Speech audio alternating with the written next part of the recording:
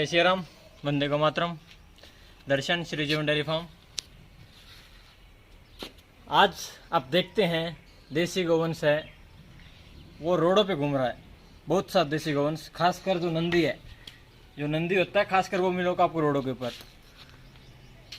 तो ये एक समस्या बन चुकी है समाज के अंदर। लोग बोलते हैं समस्या बन चुकी है, मगर हम इसको अगर दूसरे पहलू से देखें तो प्रकृति ने इसको समस्या के रूप में नहीं, समाधान के रूप में अपने को दिया है। क्योंकि आप पुराने ज़माने में देखेंगे, पुराने समय में, ज़्यादा समय पुराना नहीं, 100 साल पुराना देखते हैं, तो हर एक घर में देसी गोवंश होता था। चाहे वो कितना अमीर हो, चाहे वो कितना गरीब हो, और कैसा भी क्यों ना हो, उसके घर में एक देसी गोवंश होता था। और जो नंदी होता था, छोटी बच्चियाँ होती थी, गायें होती थी, बछड़े होते थे, सब का भरपूर उपयोग होता था अपने अपने कार्य के लिए। जैसे जो बछड़ा अच्छी मिल्क लाइन का है उसको घरों में नंदी के रूप में प्रयोग करते थे। जैसे हमारे पास नंदी है, आप देख सकते हैं। और जो बछड़ा होता था वो खेतों में हल जोतने के काम आता था। बच्चियाँ थी, अलग अलग कामों में आती थी। दूध वाले गायें घरों में दूध, दही, घी खाने के लिए होता था, भरपूर मात्रा में होता था। सब लोग स्वस्थ रहते थे।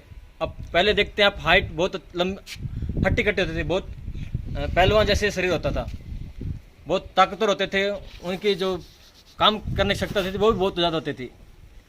दूसरे जीव भी होते थे, मगर घरों में गायें सबसे महत्वपूर्ण होती थी। तो ये एक समाधान था। और आज के समय में आप देखते हैं ये एक समस्या, थोड़ी लोग समझते हैं इसको, मगर ये समस्या नहीं है। अगर आप इसको देखना चाहें, अभी मेरा कल कुछ किसानों से बात चल रही थी, तो किसान कहते हैं हम गाय रख लेंगे, मगर जो बछड़ा होगा उसका हम क्या करेंगे, उसका हमारे पास कोई उपयोग नहीं है। आजकल लड़के खेती करते नहीं हैं, जो नई जनरेशन है।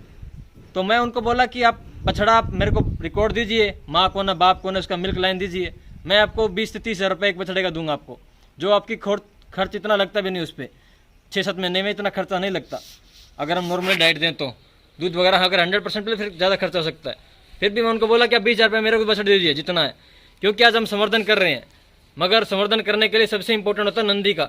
नंदी का अगर चुनाव आपके पास अच्छा है तो आपकी लाइन है वो जल्दी आप ट्रैक पे आ सकती हैं। जो आज देसी गोवंश के सामने इतनी बड़ी समस्या है, किसानों के सामने समस्या है, तो इस सब का समाधान हो सकता है।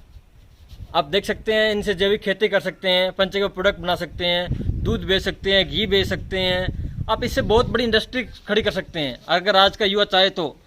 और मेरी आज के युवाओं से आह्वान है कि आप लोग कर सकते हो। ये गाय सबसे बड़ी इंडस्ट्री है। आप इतना बड़ा इस पर प्लांट लगा सकते हो, इतना बड़ी फैक्ट्री लगा सकते हो। कितना बड़ा आपको सोचना पड़ेगा, पहले उतना बड़ा आप सोचिए, क्योंकि जैसी आपकी सोच है वैसी आपकी कार्य क्षमता है। जो हमारी बुद्धि है, आप इसके अंदर जैसा भी उसको खिलाएंगे पिलाएंगे वैसे ये काम करेगी, जैसे उसके अंदर बीज बोएंगे। आप रेगिस्तान के अंदर कुछ कल्टीवेट किए बगैर बीज डालेंगे तो पैदा नहीं होएगा, उसको कल्टीवेट कीजिए। अपनी बुद्धि का जो इस्तेमाल है वो सदुपयोग कीजिए। दूसरे कामों से हटा के अगर आप अपनी बुद्धि को रास्ते पे लेके आएंगे, उसको अच्छा खान पान, मतलब उसको अच्छी संगति देंगे, तो वो जल्दी आपका सहयोग करेगी। आप बहुत ऊंचाई तक पहुंच सकते हैं। ये हमारे इसके ऊपर डिपेंड करता है कि आपकी संगति क्या है, आपकी सोच क्या है। क्योंकि जैसा, ये मेरा पर्सनल अनुभव बता रहा हूँ, कि जैसा हम सोचते हैं वैसा हम बन सकते हैं।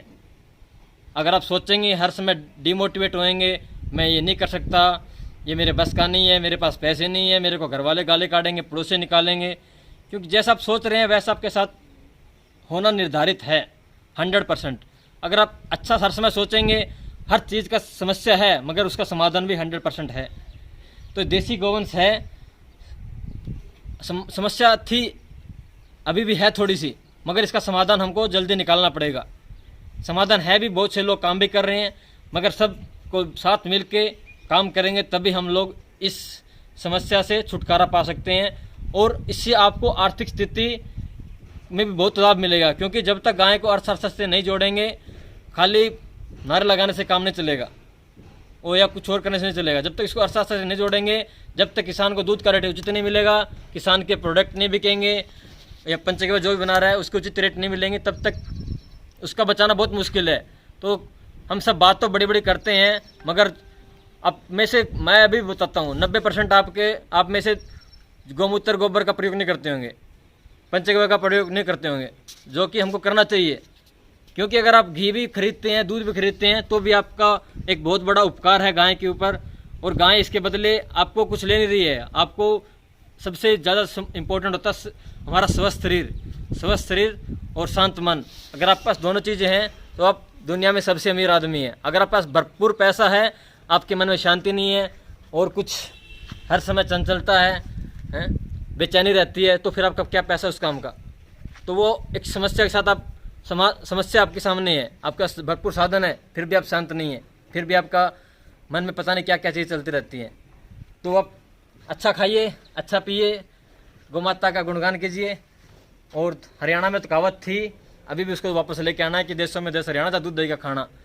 होता था, अभी भी है, मगर कुछ कम हो चुका है। मेरा युवाओं से अनुरोध है, आप सब लोग इस इंडस्ट्री से जुड़िए और गौ माता के साथ साथ आपका बिजनेस भी आएगा। आपको कहीं नौकरी के धक्के खाने की आवश्यकता नहीं पड़ेगी और ये चलता फिरता नहीं है। आप इसको पूर्ण रूप से स्थापित करके पूर्ण रूप से काम करेंगे तो आप अवश्य ही इस पर एक बहुत बड़ी कंपनी इंडस्ट्री खड़ी कर सकते हैं। यही मेरा एक छोटा सा सुझाव है और मैं कर भी रहा हूँ और आगे हमको बहुत बड़ा काम भी करना भी है। जब तक ज़िंदगी अपने को इसके लिए कार्य करता रहना चाहिए। समस्या आती है, उसका समाधान हमको निकाल के, उसका हल निकाल के, उसको हमको जीत के उस पर कार्य करना है। फिर भी आपका कोई डाउट हो तो मेरा नंबर स्क्रीन पे दिया हुआ है। मेरा लोकेशन मंडी डबवाली सिरसा हरियाणा। आप डिस्क्रिप्शन में मेरा सेकंड चैनल भी है, उसके लिंक वगैरह भी आप शेयर देख सकते हैं। और वीडियो को लाइक शेयर सब्सक्राइब जरूर कीजिए गौ माता की सेवा के लिए। जय श्री राम, वंदे गौ मातरम।